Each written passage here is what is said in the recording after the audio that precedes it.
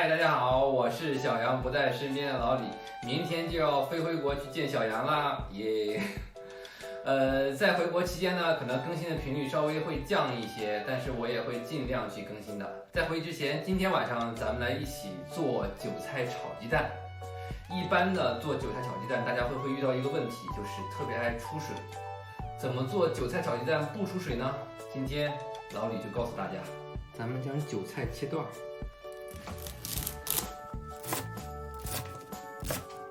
然后咱们放到盆里备用。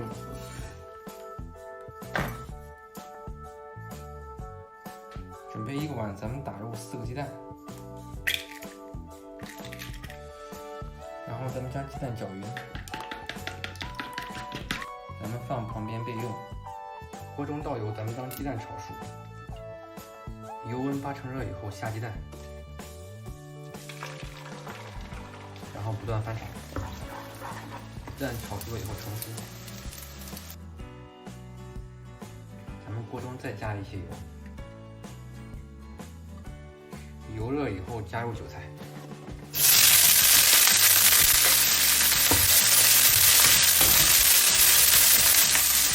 然后加入1小勺糖，加入1勺盐。然后翻炒2下，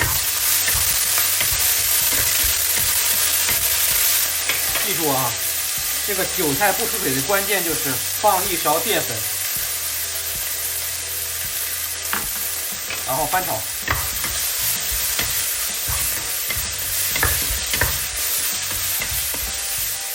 倒入刚才炒好的鸡蛋，继续翻炒。翻炒2下出锅，搞定。咱们这么做出来的韭菜炒鸡蛋啊，鲜嫩味美，而且还不出水，味道非常好吃。大家喜欢的话可以试一下哦。这韭菜炒鸡蛋，再配上米饭，绝了！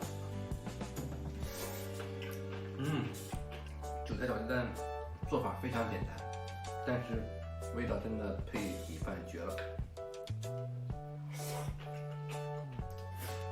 大家赶快试一下吧！大家喜欢我们的话，记得关注、订阅和点赞哦！拜拜，咱们下期再见。